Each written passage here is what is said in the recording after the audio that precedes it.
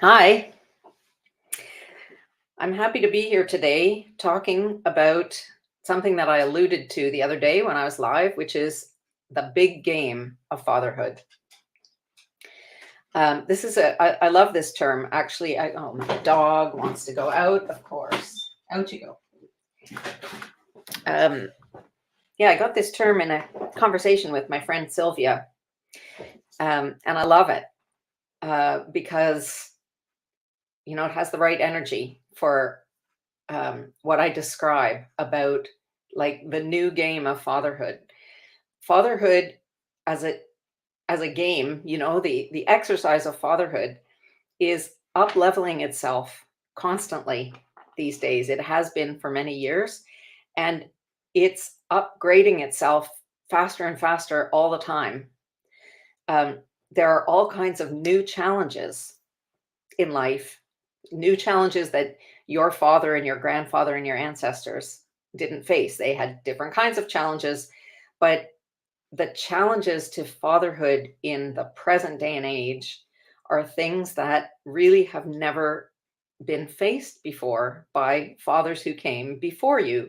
One of them is the phenomenon of social media, where your children are being drawn into a world that um, I think most of us who haven't grown up in it can't even understand how pervasive, um, how hypnotic, how imprisoning that world of social media is now. And social media is very much competing with you as a dad to be raising your children. So that's a new challenge. There is tremendous collective pressure to conform, much more than there used to be before.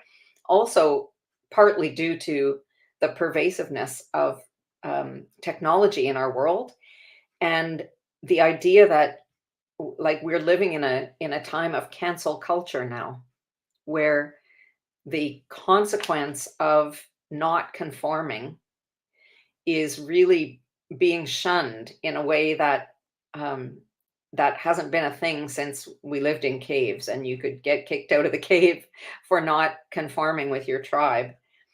Another thing that's a brand new challenge for fathers in the last 30 or 40 years is divorce and custody and parental alienation.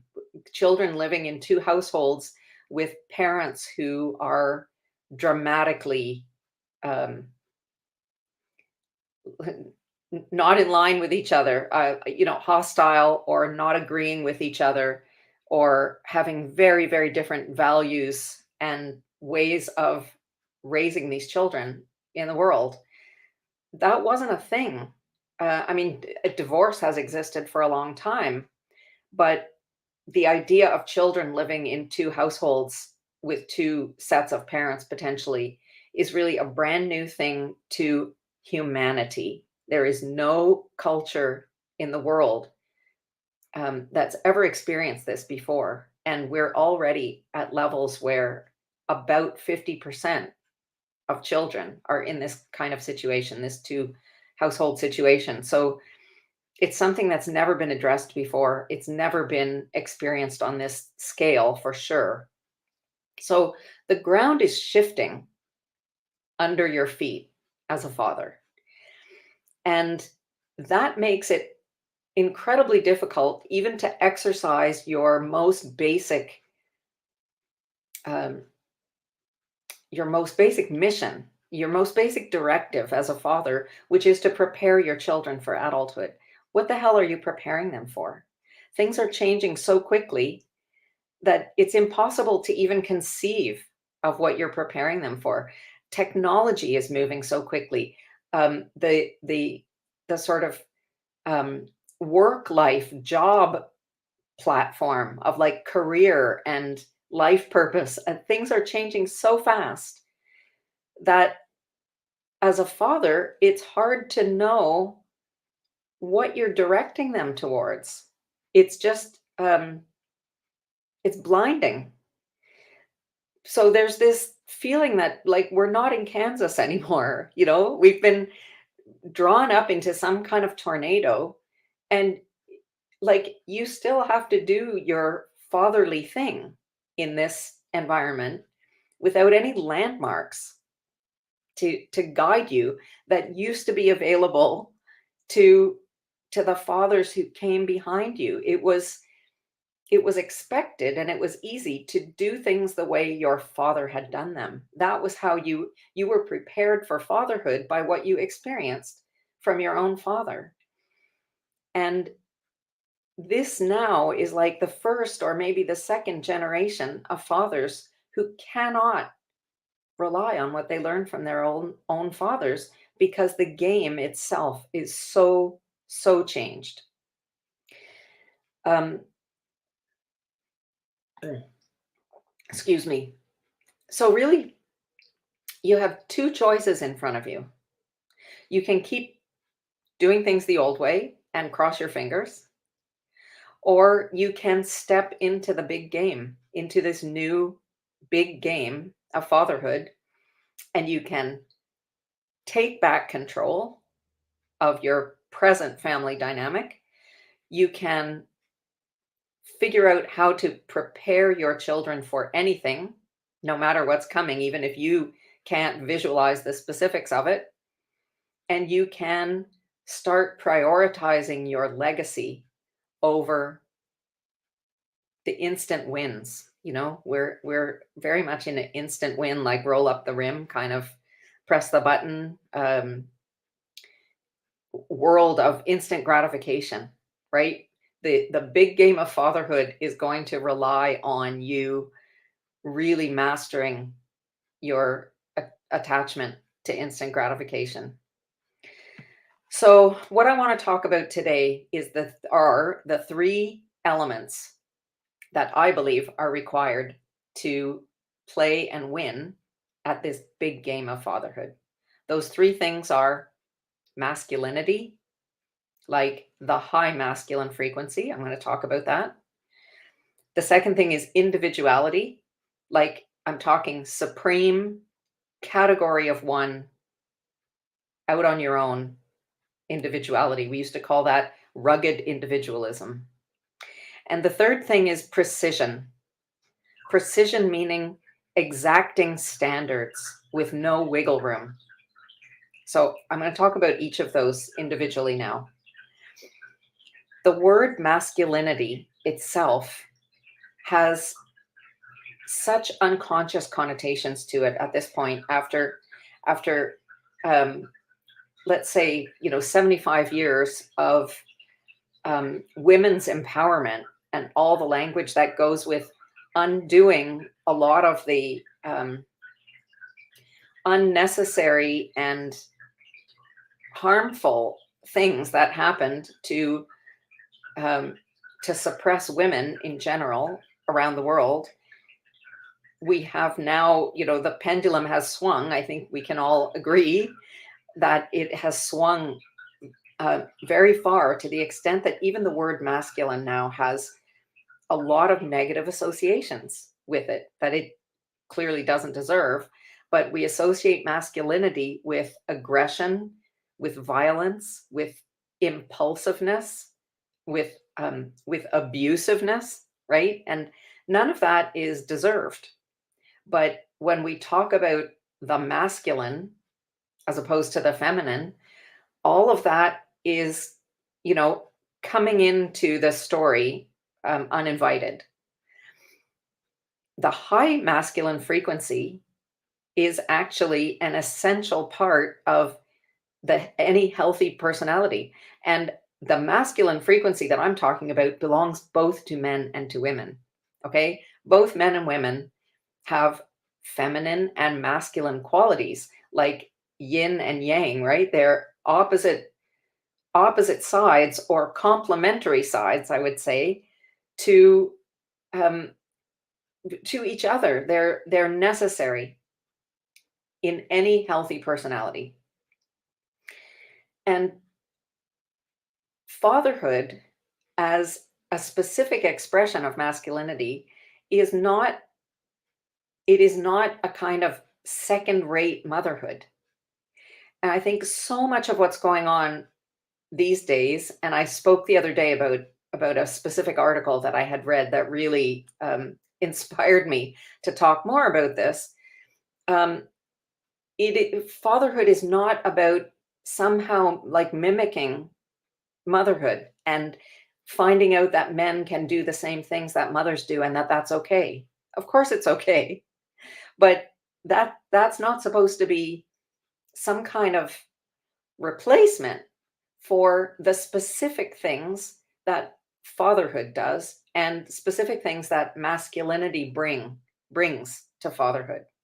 Masculinity energetically is the ordering principle. It's something that provides framework and structure, even scaffolding, right? To um, to put pieces together and turn them into matter. Masculinity provides this ordering framework that turns ideas and dreams and thoughts into something real by virtue of strategy, tools, um, as I said, framework, language, right? It's hard to describe, but I hope you're following what I'm talking about. Um, Masculinity makes things matter. It turns things into actual matter by way of what I was just saying, of directing the energy of ideas and thoughts and dreams and desires through a specific channel to bring it into the world. And if the masculine compass is tuned towards low value things or low frequency things, then it's going to make the wrong things matter because that's a thing too, right? So, masculinity brings things like power and limits and strategy and boundaries and willpower and responsibility and expression.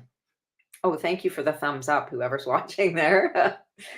Again, I'm not talking about men and women here, okay? Because you bring those things to yourself, to your own feminine inside of you. Men do that and women do that. But we have an individual expression of our masculine and feminine sides, and we have a larger picture, a larger, I don't even want to say cultural framework, but societally or in the dynamic of our families, this masculine frequency um, often gets um, suppressed somehow because it's associated with some kind of toxic energy or toxic behavior. And that's completely wrong. Like toxic behavior is just toxic.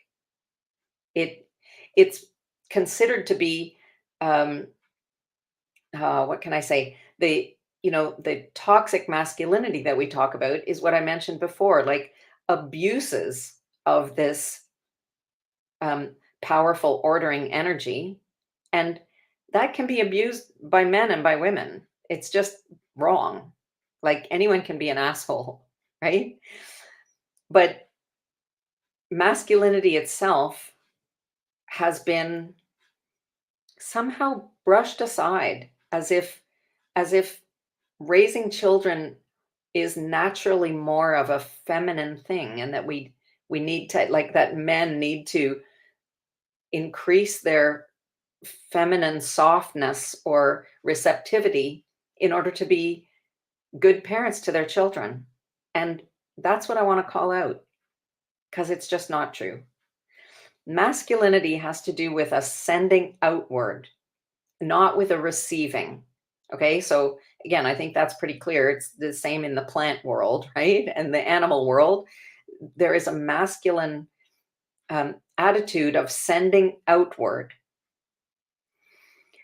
not receiving or waiting for some kind of feedback. And this is a really, really important piece of this big game of fatherhood because the big game is like a one-way stream, like a broadcast outward of your fatherly codes of what you have to give to your children, right?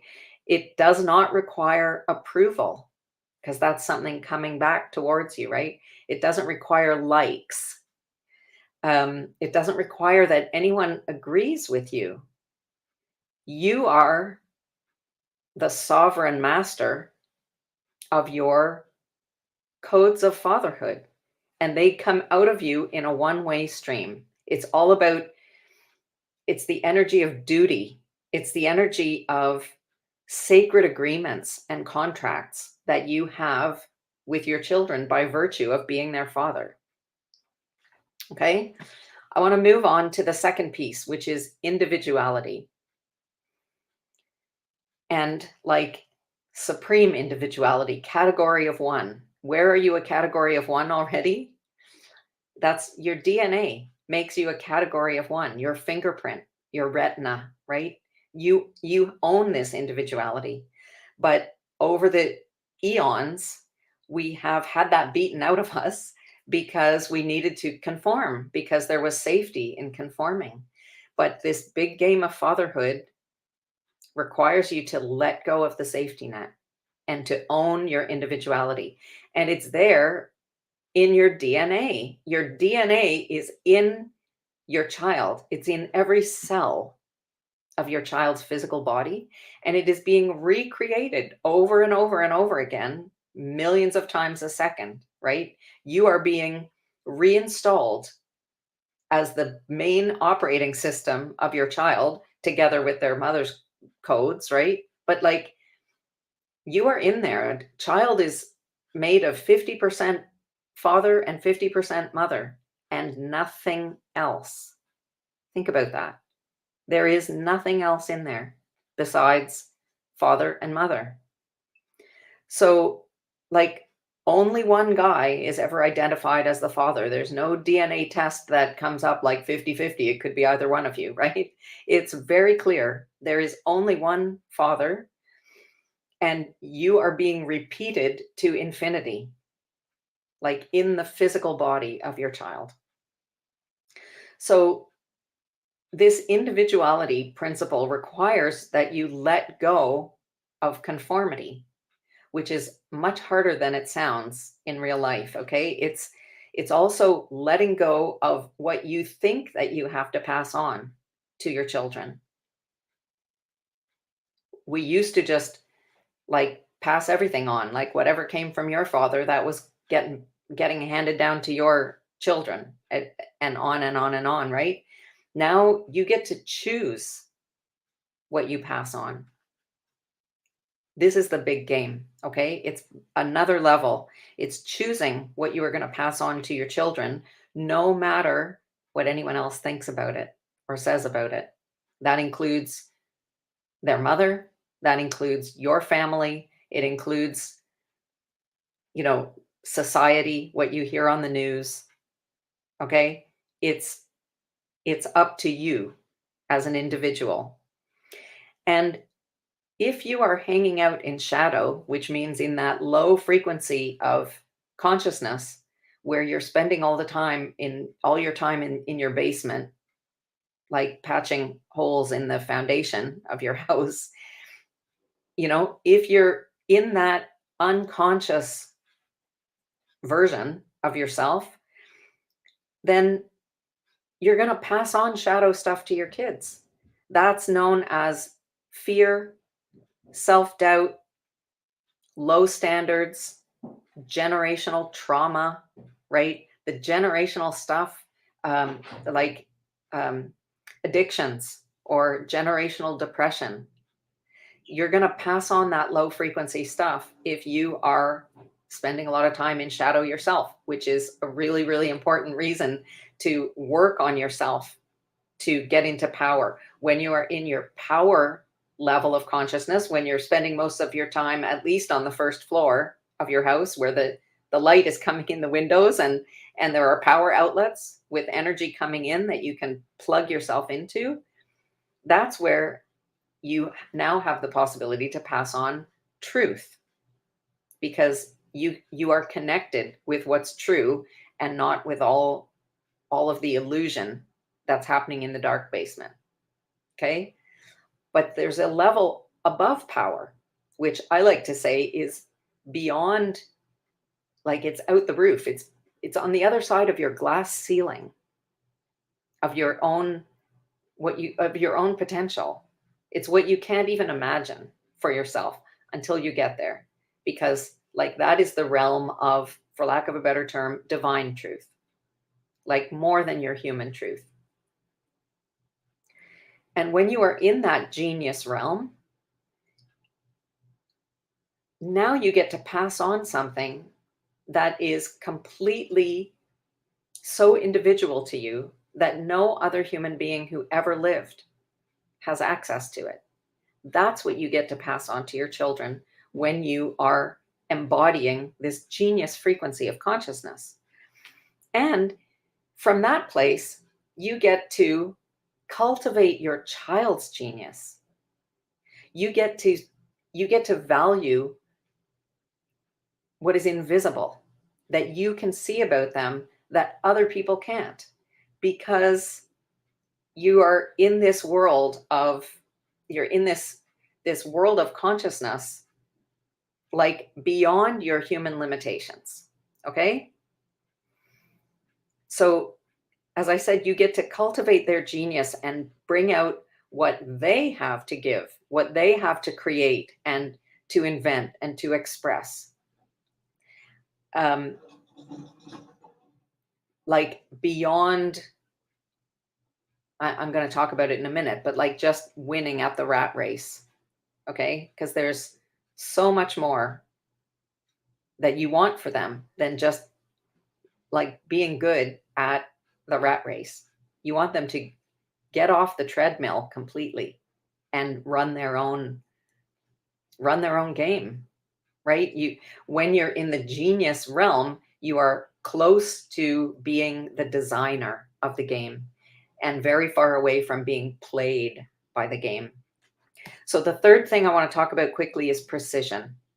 Precision is like a laser beam. It's not about perfection, because perfection is a shadow thing, right? It's about comparison. It's about proving something. Those are shadow ideas. And precision has more to do with impeccable standards.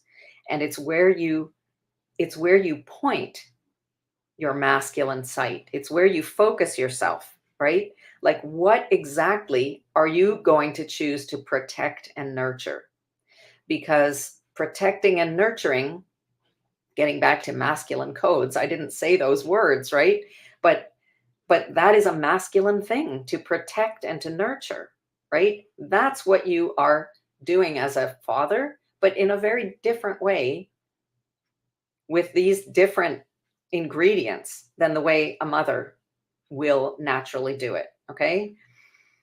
So what are you going to protect and nurture? What are your highest values? Where are you going to focus your sight? So it means no more giving a lot of importance or attention or focus to low value things. You have to deliberately look away from things that are not up to your standards of where you're going to spend your energy and attention. Genius requires precision. So it means you have to let go of a lot of crap that we could talk about, like picking your battles, maybe, right? But letting go of crap, focusing on what matters, and letting go of the obvious value around you, in particular with your kids. As I said, the obvious value would be things that you want to pass on to them, or things that you see in them that are going to help them to be successful at the rat race. And you want to focus on invisible value, the invisible value that you see in your children, or that you can cultivate in your children from your genius, that is going to help them skip right over the rat race, to be just so far beyond it that they themselves are playing another game. of life. So I have to finish now because I've got another call, but I hope that you will let me hear from you. Okay, at tracy@undeletabledad.com. I'd love to hear your questions and comments. Drop them in underneath, send me an email, and I'll be back soon with more.